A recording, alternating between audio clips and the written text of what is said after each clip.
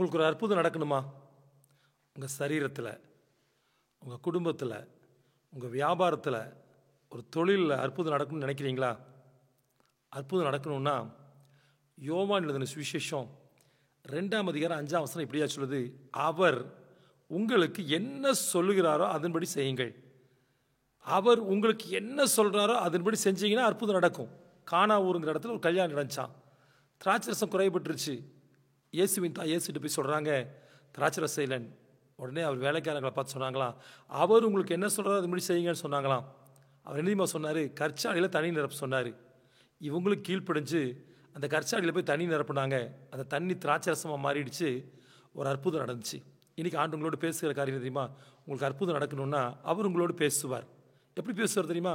சொப்பனங்கள் மூலமாக பேசுவார், தரிசனங்கள் மூலமாக பேசுவார், வேத வாசனங்கள் மூலமாக பேசுவார், ஊழியக்காரங்க மூலமாக பேசுவார். ஆண்டவர் உங்களோட பேசுகிற வார்த்தைக்கு நீங்கள் கீழ்ப்படிச்சிங்கன்னா கண்டிப்பாக ஒரு அற்புதம் நடக்கும். ஆண்டு உங்களுக்கு எந்த ரூபத்தில் பேசினாலும் நீங்கள் கண்டிப்பாக கீழ்ப்படிக்கணும். கீழ்ப்படிச்சிங்கன்னா அற்புதம் நடக்கும். எத்தனை பேர் ஒப்பு கொடுக்க போகிறீங்க? ஆண்டவரே, நீங்கள் என்னோட என்ன பேசினாலும் கீழ்ப்படுகிறேன்னு சொல்லுங்கள், அற்புதம் நடக்கும். நான் உங்களுக்காக ஜெபிக்க போகிறேன்.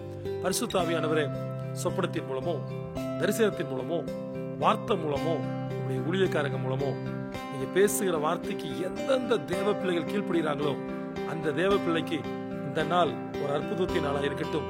ஒரு அற்புதம் நடக்கட்டும். உம்முடைய பிள்ளைகள் சாட்சியாய் மாறட்டும். இயேசுவின் நாமத்தில் ஜெபிக்கிறோம் நல்ல பிதாவே. God bless you. கர்த்தர் உங்களுக்கு ஒரு அற்புதம் செய்வார்.